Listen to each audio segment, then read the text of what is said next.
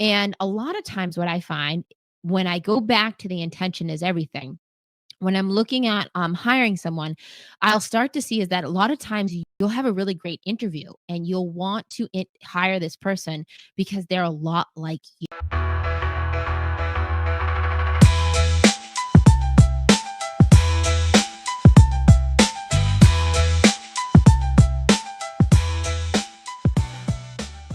Hello and welcome to the Moms Makin Dough podcast. I am your host, Kendra Hewitt, and today's episode, week 7 in our summer school series, helping you use summer to slay so you're not stagnant by next season.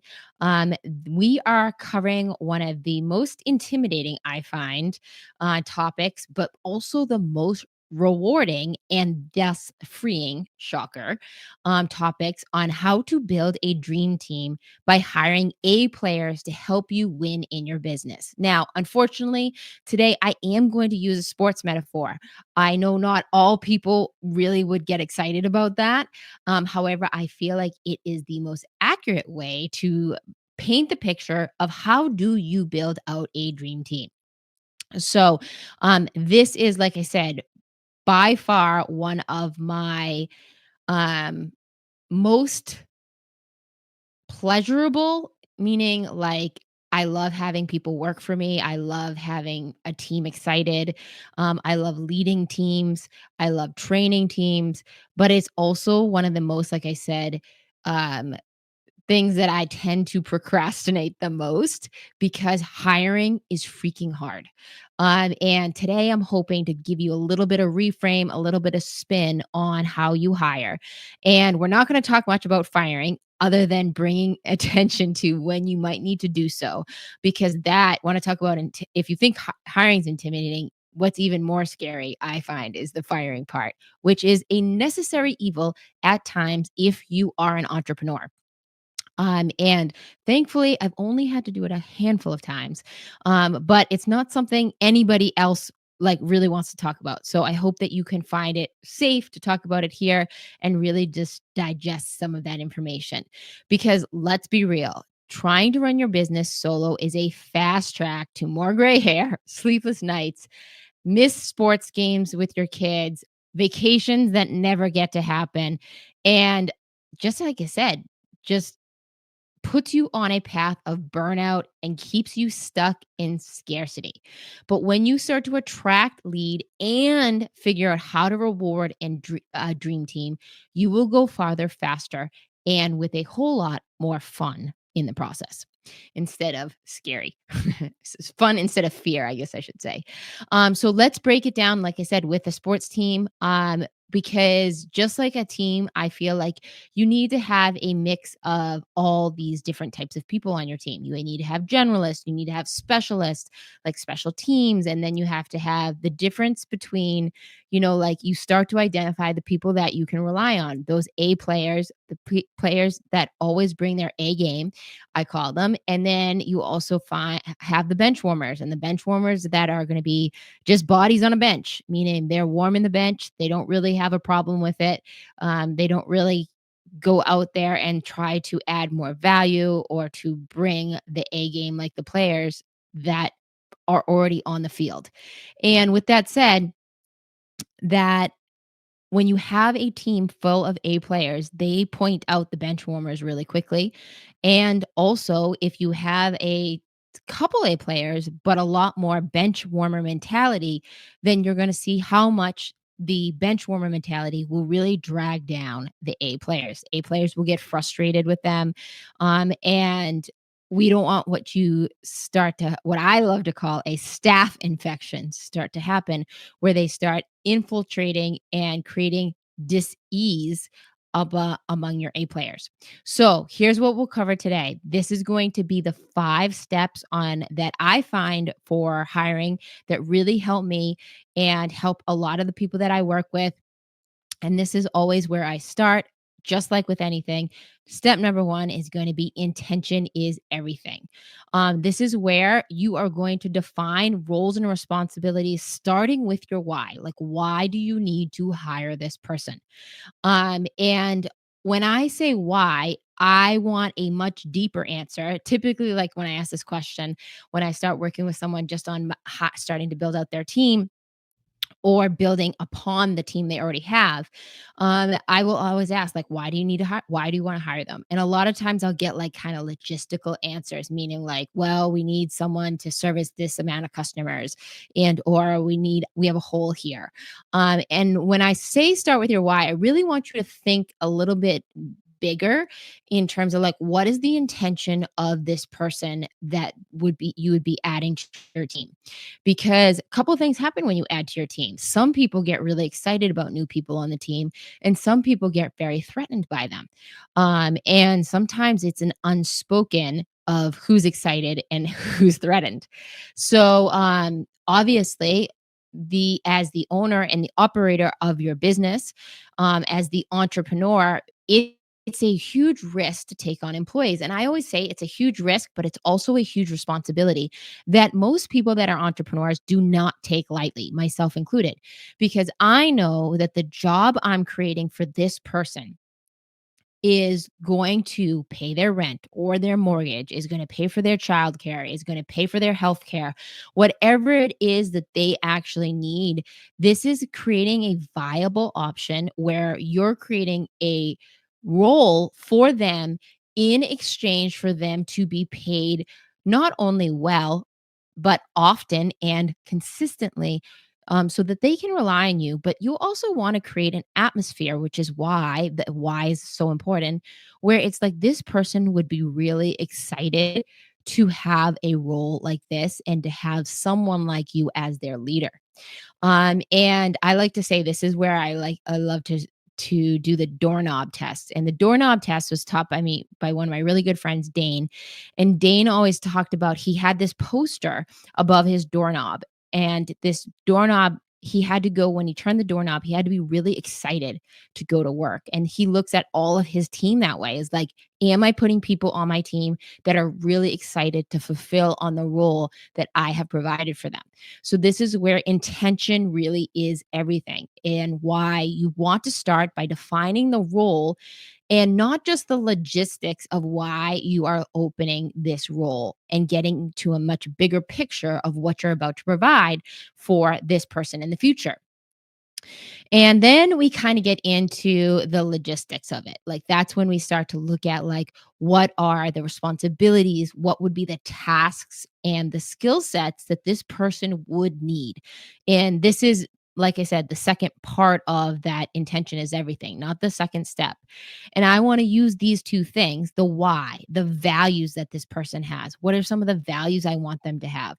For example, in my husband's practice as a chiropractor, he really wants them to value their health. He wants them to be excited about being a good role model for our practice members. And that's something that's really important. It's something that we really look for when we are, which I'll get to, looking at that interview process. And here's the most ironic part of me doing this episode today. This episode today, we're just hashing out an ad, him and I together. So we just went through these steps I'm about to go through today, in preparation for hiring a new role that we are adding to our team. And it's a role we have not hired before. So we had to get really crystal clear together on not only the why and the intention behind it, but also the responsibilities and the tasks that need to be it. And I look at like kind of the values is kind of like the foundation, is like, what are the things I want them to value? Because I want to start to manifest and put that out that energy of that's the type of person I want to attract to this ad. And and then the next thing is that once I have these two things, what are their roles, what are their responsibilities? That's then when I look at logistics. A lot of times people will start a little bit backwards. They'll look at the logistics of like, hey, they're going to work these days and these hours, and this is the pay rate, this is the benefit package they will qualify for. And that's not the best way I have found to actually start to attract those people, because you're just going to look at people getting, if you lead with logistics, you're just going to get people that are playing a numbers game, meaning they're just hitting send on their resume. They're not even reading anything about your whatever your business is. They're not doing any due diligence before they apply. They're just hitting send. So we want to start to wean those people out by really starting to hone in on who's that exact person we want to attract by setting our intention first of what's our why, what is then their values, and then finally what is their tasks and responsibilities to be are going to be. Now also remember, I have not talked about anything about their IQ and or their personality type. We're going to get into that stuff, but this is really just like bare bones because we want to use this intention to create and craft the ad. Of course you can use a little bit of AI these days. Why wouldn't you? To help you craft a really compelling ad that will stand out. And then the second step we're going to move towards is you're going to do what I call cast a wide net.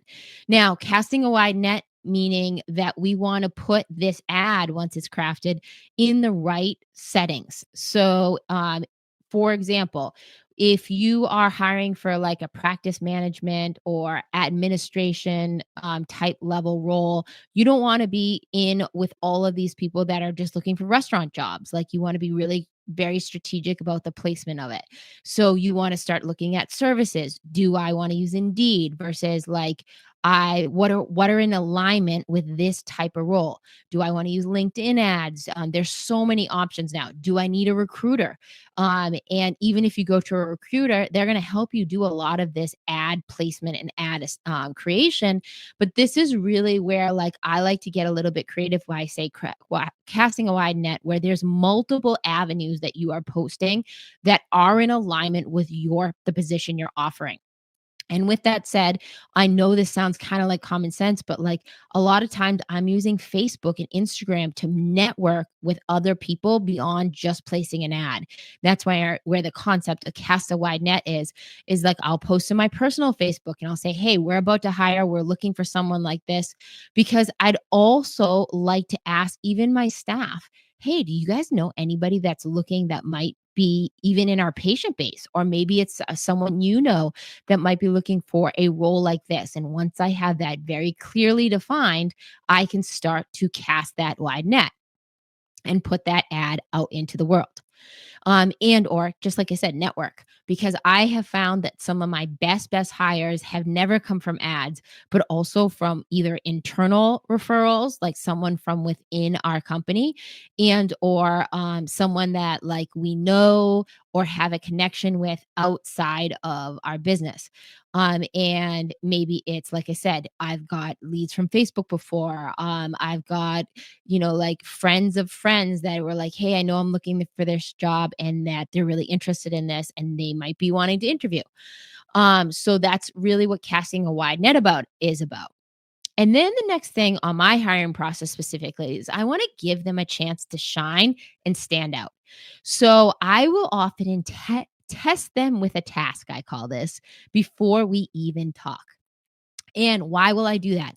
Well, I want to give them a small menial task that will make them stand out and make me know that they actually took the time to not only read through my ad instead of just like read the first couple lines and hit send, but to see if like does the logistics work for them, because I don't want to take my time to interview them if they can't work Tuesdays and my role is, my job includes, you know, Tuesday 9 to 5. I want to First of all, I want to ask them, and what I have now experimented with doing, we're just doing this for the first time. I'm really excited about it, actually. We used to have them send us like a quick little like email as they attach their resume. That way, if I got people that were just sending resumes, I knew automatically that I did not need to review them. But I used to ask them to give me kind of like not a cover letter, but a little paragraph about why they were interested in applying for the job.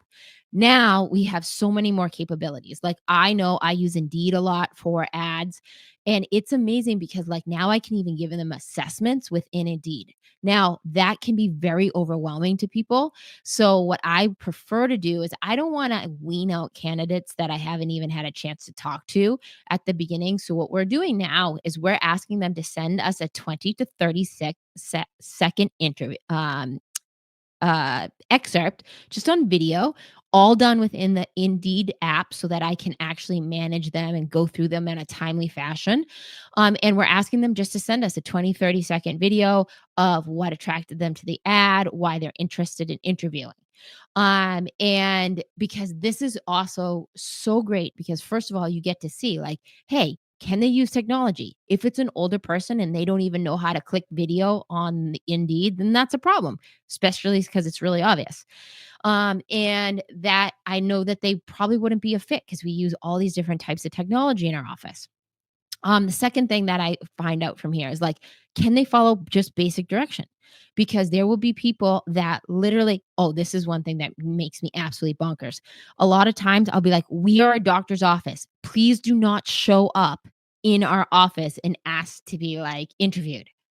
You would not believe how many people will call our office and or some have shown up and we're just like, "What the what the hell?"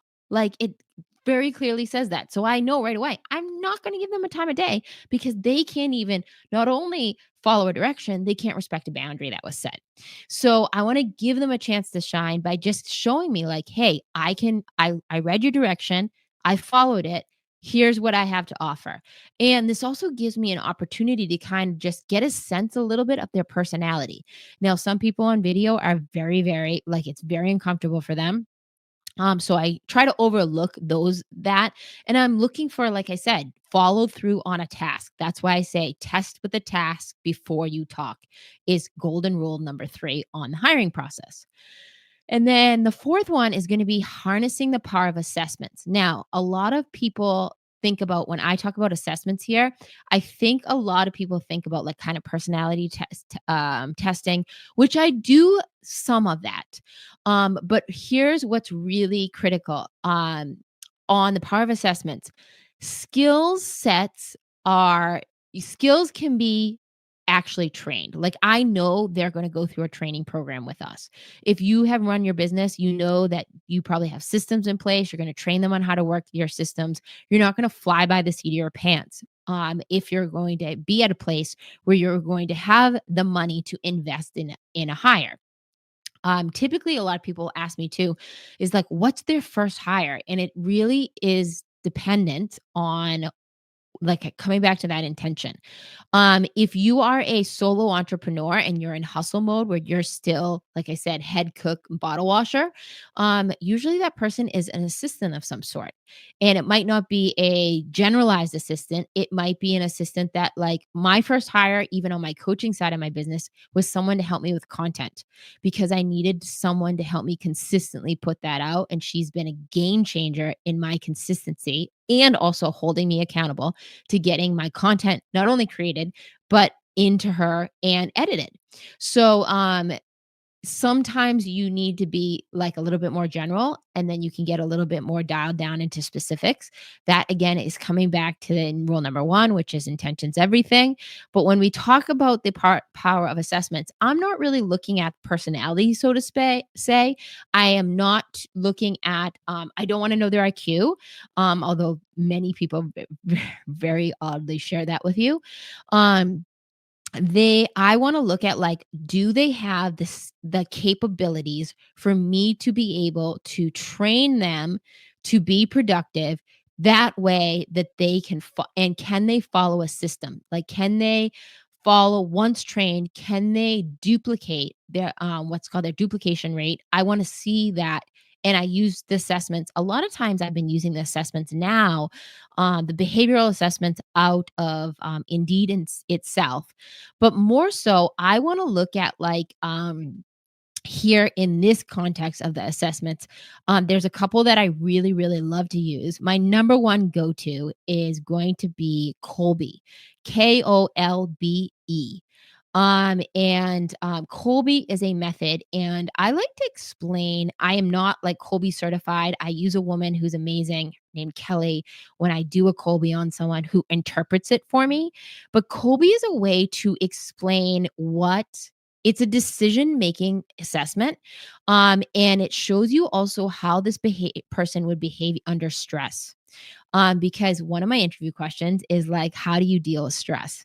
And one of the things that's always amazing is that sometimes people like sometimes people really struggle with that question because they don't actually know like what their coping mechanisms are, and where they go to in a time of stress. But I want to know that is like, how can Colby gives me a good idea on not only how does this make person make decisions, but it also gives me huge insight on what some of this person what gives this person energy and what drains this person's energy battery, and then I can line that up with that, like I said, that role and the responsibilities that would be identified in step number 1 of setting my intention of creating that role. And the second one that I hear, again, not trained on it, but I do use it often. I have another girlfriend that helps me with this one, and she is versed in it. It's called Strength Finders. I find Strength Finders is a really, really accurate one. I really love it, and it kind of gives you more of an order of importance on how that person functions in a working environment. Like, do they have leadership qualities? Do they like to be trained instead of being the leader? Do they have like where does what how do they rank in their tendencies of how they do things? And I think that one's really, really good to use. So, like I said, my number one is probably my go-to is Colby. Second one is going to be the Strength Finders, and then the third one that a lot of people have access to is called Myers Briggs. Many people are very familiar with Myers Briggs. I mean, there you can really go down a rabbit hole of assessments. In this day and age, I find I there's another one that I really, really love called the PDP. It's Personality Decision Making Profile, I believe. That one, like I said, is super, super intelligent. It's a little bit harder to find companies that interpret them. The company I use, I'm not affiliated with them. They're friends of mine, though, as well. I use Ideal Team. They're out of New Mexico, and they run the report, set it all up for you. They can also run basic security checks for you, like Corey check. And I will often have them do that as well. Just some like initial background checks, which you can also get through your state in most scenarios. So this assessment, though, is not on, like I said, background side. It is much more on skill sets and strengths, and also with how they handle stress. Those are the things I'm looking for more so than IQ and, like I said, personality style. Um, I think those 2 things in terms of personality style are important, but what you're gonna start to really see is before we get to the next step, is these assessments are gonna give you some background insight into how does this person function when trained, when at optimal and healthy, in their mental and emotional health, and, with their skill sets, because I really believe that, like, skill sets can be taught. But some of those, like I said, strengths or tendencies are innate. And I really want to match up what are the types of tendencies I want or traits that I want, not values, traits that this person that would fill this role would have to have. And a lot of times, what I find when I go back to the intention is everything, when I'm looking at hiring someone, I'll start to see is that a lot of times you'll have a really great interview and you'll want to hire this person because they're a lot like you. And a lot of times, what this fourth step of harnessing the power of more like additional assessments is going to do for you is it's going to give you way more clarity in hiring for that specific role. Because let's say you're the marketing manager and you are not an HR person, and you're not a financial person at all. You want someone in that financial role who has good attention to detail, good follow through. But the marketing person, I want that person to be way more creative and way more promotional based and way more um able to put themselves and speak and communicate a message more, which is something, a skill set, a marketing skill set versus like a financial management skill set that I'm looking for is going to be two very different profiles when it comes to assessments. And then finally, this is my favorite one. This is step number 5, and this is going to be date before you get engaged, right? Meaning engaged in a role or a job because you don't want to get into a contract, because this is what I call like um I also like to call this one try it before you buy it. Because the magic of this one is a working interview, because now, like I said, when I gave them a chance to shine, and step number 3, I'm testing with a task before we even talk to them. Now the next step is that I've done a formal interview, or I usually, for me, I go from a mini interview, 15 minutes or less, online, virtual, to then the in-office meeting and or one-on-one, which could be also virtual. So I will do that one-on-one. That's when I ask very specific questions, and then in between, if I'm making that decision, I will do run assessments on multiple candidates. Because here's the thing too, is that like usually you have to make multiple offers to be able to get one acceptance. On the date before you get engaged, this is where you've done the assessments. You've probably made a decision in terms of like hoping to hire them, but you want to just really make sure that they are the right person before you get into an engagement of some sort, meaning contractual. So, this is where the working interview comes in. And now the working interview doesn't have to be in person. In my scenario, on one of our businesses, it is in person. On another one of our businesses, it's not. It's virtual, because that's a virtual company. So with that, we start to interview, and how we set that up is that we will give them, depending on a what their role will be, we will give them a project that would be in alignment with the type of work they would be doing in this role. So, perfect example is like I'll give you a practice like an administration role, right? So let's say I'm hiring a front desk manager, and that front desk manager is going to come in for a 9 to 11 2-hour slot.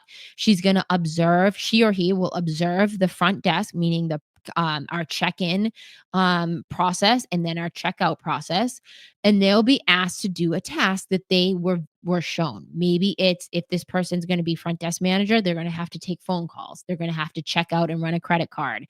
They're going to have to do that. And I want to see how fast can this person actually duplicate?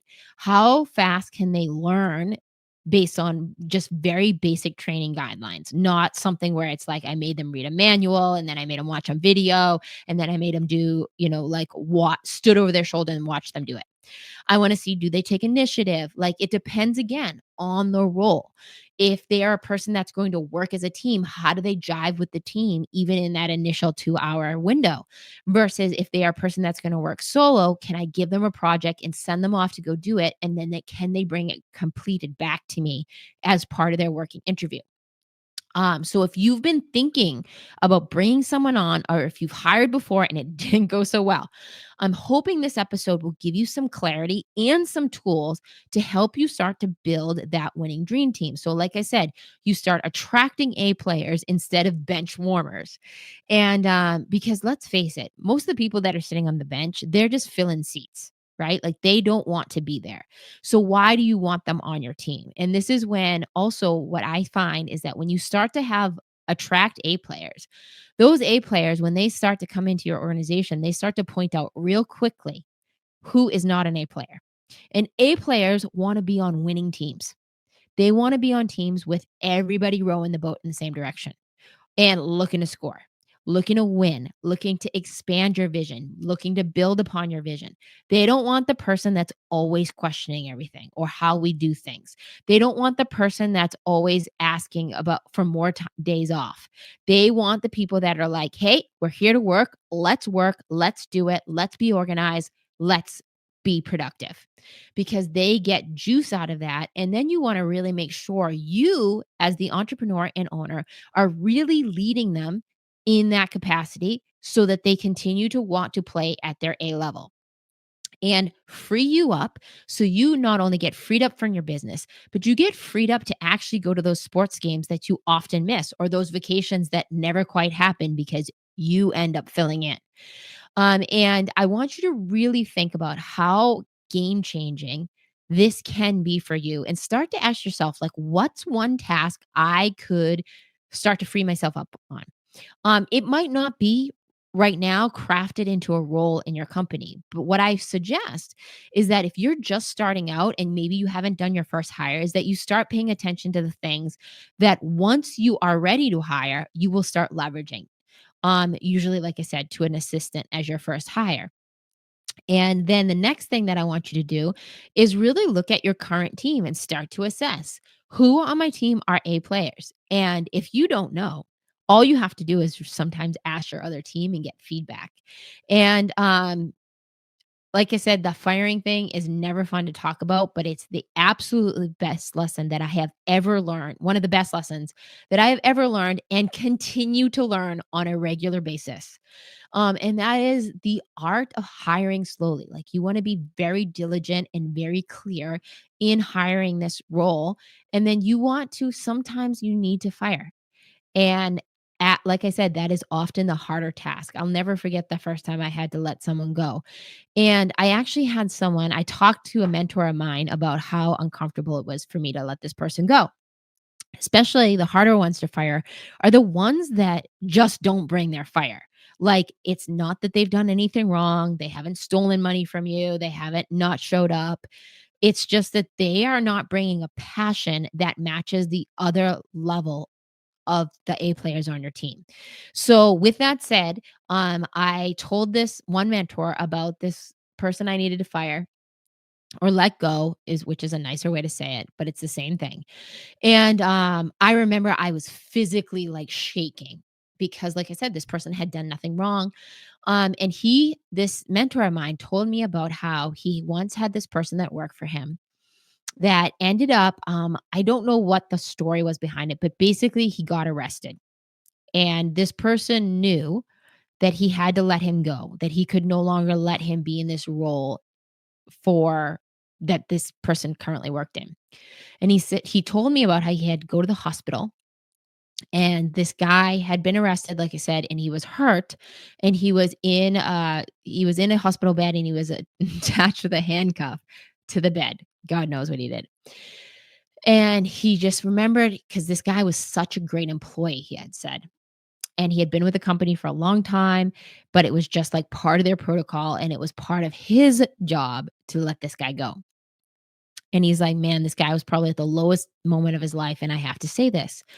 And he said that he had a mentor, meaning my friend that's my mentor, and he said that person said, "What if you walked in there and just believed that you were giving this guy a gift, that you were freeing up to do something else with his life, and maybe it was not, drink anymore, or maybe it was like even it was gonna roll over to his personal life."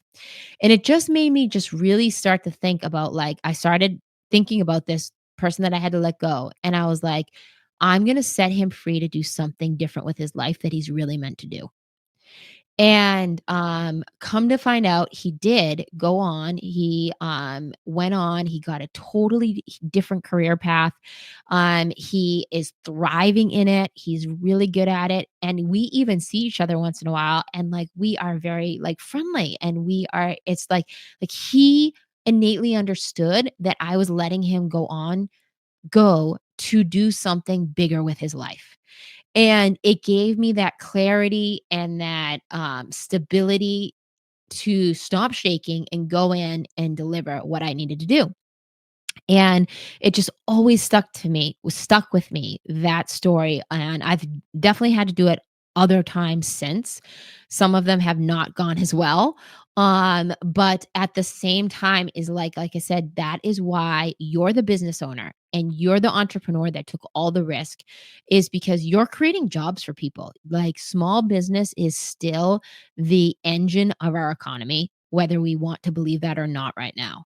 And I truly hope you see the power of being an entrepreneur and getting to the place where you are ready to hire and add and build your own dream team. And I hope that this information I shared today helps you get started on that path. So if you like this episode, please, please, please plan to join us on the next one, which will be our final in our summer school series. I'm really excited about that. And I hope that you really enjoyed this series as much as I have enjoyed delivering it to you. If you missed episodes, please go back. And as always, please remember to rate, review, and subscribe to Moms Making Dough. And we'll see you next time.